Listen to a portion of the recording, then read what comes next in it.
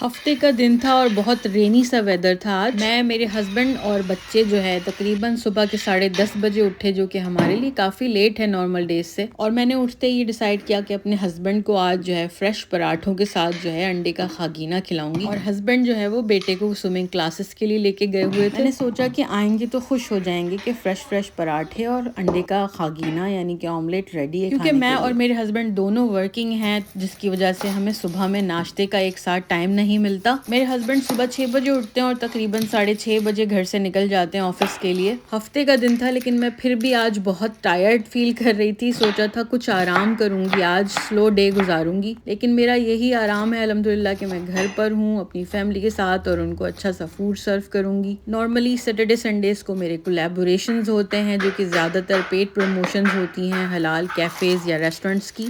अगर आप मेरे पेज को काफ़ी अरसे से फॉलो करते हैं तो आपको पता होगा कि मैं काफ़ी हलाल रेस्टोरेंट्स और कैफ़ेज़ दिखा चुकी हूँ मेलबर्न में। वीक डेज़ में भी मैं काम करती हूँ 9 to 5, लेकिन अल्हम्दुलिल्लाह जैसे कि मैंने बहुत दफ़ा बताया कि मेरी रिमोट जॉब है, प्रोजेक्ट बेस्ड काम है मेरा, जिसकी वजह से मैं अपने बच्चे और घर को आराम से मैनेज कर पाती हूँ। और एक्चुअली आंसू जो निकल रहे हैं ये प्याज की वजह से निकल रहे हैं, क्योंकि प्याज बहुत तेज़ थी। पहले मैं ऑमलेट में सिर्फ प्याज डाला करती थी, लेकिन फिर मेरा नज़रिया बदल गया जब मैंने बहुत जगह ट्राई किया ऑमलेट। अब मैं ऑमलेट में या अंडे के खागीने में बहुत कुछ डालती हूँ, यानी कि वो सब कुछ डाल देती हूँ जो भी मेरे हाथ लग जाता है। तो मैं डाल रही हूँ प्याज, टमाटर, हरी मिर्च, हरा धनिया। अगर मशरूम्स होते या ऑलिव्स होते तो मैं वो भी डाल देती। तो ये जनाब वेजिटेबल सारी कट गई हैं। अंडों पे भी आजकल कुछ मुसीबत आई हुई है, अंडे ही नहीं मिलते हैं। जब भी कोल्डर वूलवर्थ जाओ अंडों का आयल खाली पड़ा हुआ होता है। ये बड़ी मुश्किल से मुझे 2 क्रेट मिले थे अंडों के। एक टिकटॉक वीडियो मैंने देखी थी, इसमें लड़की सर पे अंडा मार मार के तोड़ती है तो टूट जाते हैं उसके अंडे। तो मैं वो ट्राई करने की कोशिश करी थी, लेकिन मेरा तो सर ही फूट गया। और आपने हैरान परेशान नहीं होना है, क्योंकि मैं 6 अंडे एक साथ बना रही हूँ। बहुत सारे लोग शायद ये सोचें कि ये ज्यादा अंडे हैं, और एक क्रेट खत्म हो गया तो मैं दूसरा ले आई अंडे का।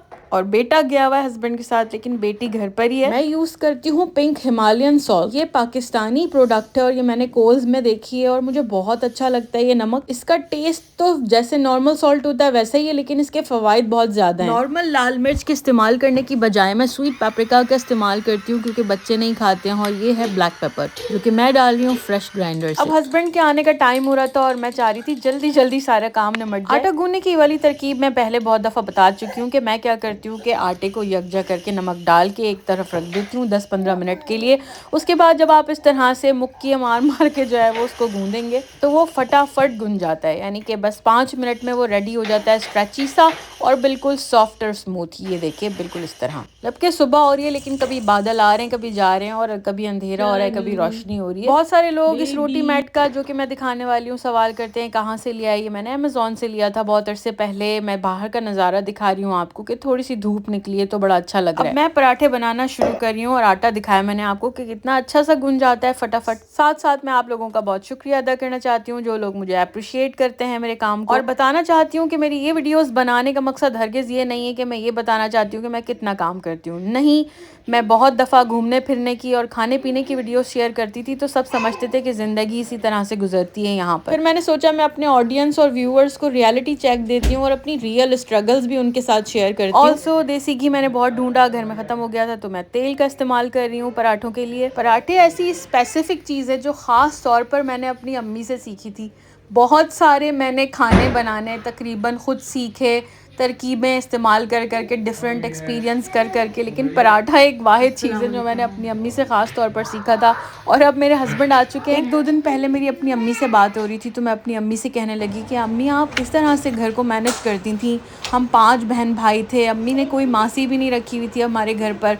कपड़े, बर्तन, झाड़ू, खाना पकाना अम्मी सब खुद करती थी, और अम्मी हमारी जॉब भी करती थी, टीचिंग करती थी हमारी अम्मी। तो अम्मी ने कहा सब कुछ हो जाता था अल्हम्दुलिल्लाह, अल्लाह ताला सब कुछ करवा देते थे। लेकिन अम्मी बहुत खुश हुई जब मैंने अम्मी से ये पूछा कि अम्मी आप कैसे मैनेज करती थी। मैंने अम्मी को थैंक यू भी बोला। मैंने अम्मी से कहा कि अम्मी पता नहीं मैंने क्यों पहले ऐसा कभी नहीं सोचा कि आप किस तरह मैनेज करती होंगी, लेकिन अब मेरे बच्चे हुए अपने तो मुझे ऐसा एहसास हुआ इस बात का। बहरहाल प्याज को थोड़ा सा फ्राई किया था, नरम पड़ गई थी तो टमाटर डाल दिए थे, उसमें नमक और काली मिर्च डाल दिए थोड़ी सी। अब मैं जो अंडे फेंटे थे वो डाल दिए, हरी मिर्च, हरा धनिया डाल दिया, और मैं हल्की हल्की आंच पर इसको बनाना शुरू करूंगी ताकि नीचे से ये क्रिस्पी ना हो। मैं बहुत ज्यादा अंडे फेंटती भी नहीं हूँ, अगर आपने नोट किया हो, क्योंकि ऑमलेट में अगर आप बहुत ज़्यादा अंडा फेंट के डालेंगे तो उसके अंदर एक फज सा आ जाता है जो कि आपको ऑमलेट में नहीं चाहिए होता है। फ्लफी सा ऑमलेट रेडी हो गया है। जब मेरे हस्बैंड आए तो उनका प्लान ये था कि थोड़ी सी धूप निकल गई थी, तो मेरे हस्बैंड ने कहा ऐसा करते हैं कि नाश्ता करते हैं और बच्चों को बाहर लेके जाते हैं और बाहर जाके टेनिस खेलेंगे। लेकिन उसके बाद जो सीन हुआ वो मैं क्या ही बताऊँ आपको। हुआ ये कि मैं चाबियाँ लेके अंदर आई, अंदर मैंने चाबियाँ रखी और मैं खुद बाहर चली गई और दरवाज़ा बंद कर दिया और हम सब बाहर लॉक हो गए।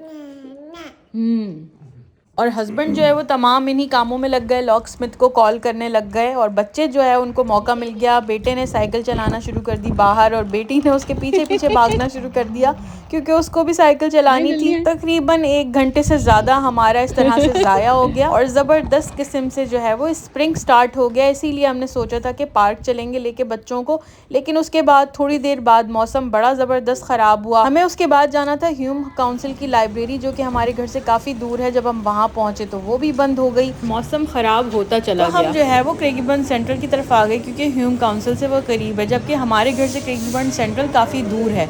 ये एक सैलड और सूप की शॉप है जिसकी मैंने बहुत सारी ब्रांचेस डिफरेंट मेलबर्न के प्लेसेस में देखी हैं। इन्होंने यहाँ पर क्रेगीबर्न सेंट्रल में भी नई शॉप खोली तो मैं वो देखने खड़ी हो गई और फिर मैंने वहाँ से कॉफ़ी ऑर्डर कर दी क्योंकि हम चाय नहीं पी के निकले थे घर से। और मुझे ना कॉफ़ी बनते हुए देखना और कोई भी खाना बनते हुए देखना ना बहुत अच्छा लगता है ऑनेस्टली। बस फिर वहाँ से शारिक ने जो है वो एक सूप ले लिया जो कि था लेंटल स्पाइस सूप। उनके पास सोल ओरिजिन की ऐप है, उसके ऊपर ये फ्री सूप आ रहा था ऑनेस्टली। उसके बिल्कुल सामने एक चाइनीज़ शॉप है, बार्गेन शॉप के नाम से है आई थिंक। वहाँ पे काफ़ी सारे मिसलेनियस आइटम्स मिलते हैं, मतलब शो पीसेस होते हैं, डेकोरेशन पीसेस होते हैं और सुवेनियर्स भी मिलते हैं। बहुत कुछ होता है मिसलेनियस, टॉयज़ भी होते हैं बच्चों के। तो वहाँ पर फादर्स डे से रिलेटेड कुछ स्टफ़ आया हुआ था तो मैं वहाँ पर वो देखने के लिए खड़ी हो गई और देखिए उनके पास काफ़ी कुछ था सुवेनियर के लिए। घूमेंगे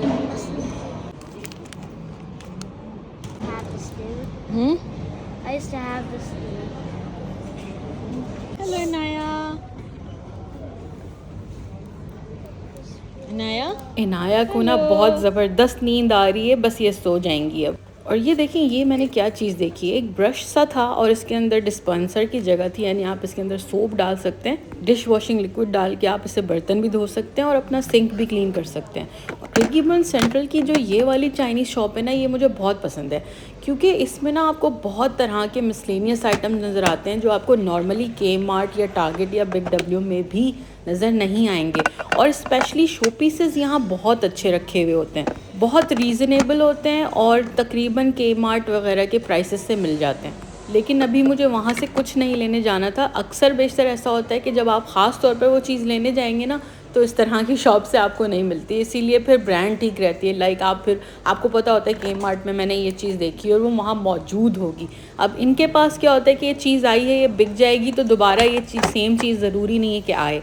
देखिए पूरा जो है वो बाथरूम का एक सेट रखा हुआ था जिसमें टॉयलेट क्लीनर भी था जो कि मैं आपको दिखा रही हूँ। मैंने पहले सोचा था मैं इसको नहीं दिखाती हूँ, लेकिन मैंने सोचा व्हाई नॉट। ये देखें फूलों की इनके पास आर्टिफिशियल फ्लावर्स हैं ये सारे, लेकिन इसकी रेंज देखें कितनी खूबसूरत है। ऐसा लग रहा था ये रियल फ्लावर्स हैं इनके कलर्स की वजह से। और बच्चों को हर जगह अपना कॉर्नर नज़र आ जाता है। रोशान को नज़र आ गया टॉय सेक्शन।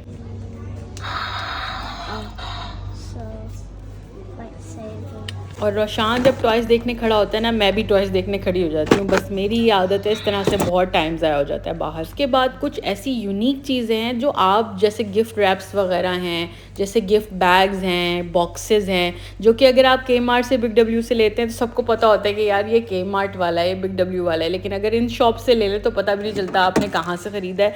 और ऑनेस्टली ये बहुत ज़्यादा रीज़नेबल होते हैं। और मेरे अंदर ना तमाम अम्मी वाली आदतें आती जा रही हैं। अम्मी भी जहाँ पर भी कोई डेकोरेशन पीसेस देखती थी या फिर कोई जो है वो किचन के आइटम देखती थी, वो देखने खड़ी हो जाती हैं। आपने देखा होगा ये वाले वाज आजकल बहुत चल रहे हैं, ये वाले, यार मुझे नहीं पता इनको क्या कहते हैं, लेकिन मैंने काफ़ी सारे जो है वो इंटीरियर डेकोरेटर्स को ये यूज़ करते हुए देखा है। और रोशान मुझे ये बहुत इंटरेस्टिंग सी चीज़ दिखाने लेके आए थे। ये एक हैंड ग्रैबर था, ये देखें, ये इस तरह से अगर आप इसको मूव करें तो ये मूव हो रहा था। और जब मैंने कलरफुल बोज देखे जो कि लगते हैं कभी गिफ्ट बॉक्सेस पर, तो मैं तो हैरान हो गई, इतनी बड़ी वैरायटी इनके पास थी यहाँ पर।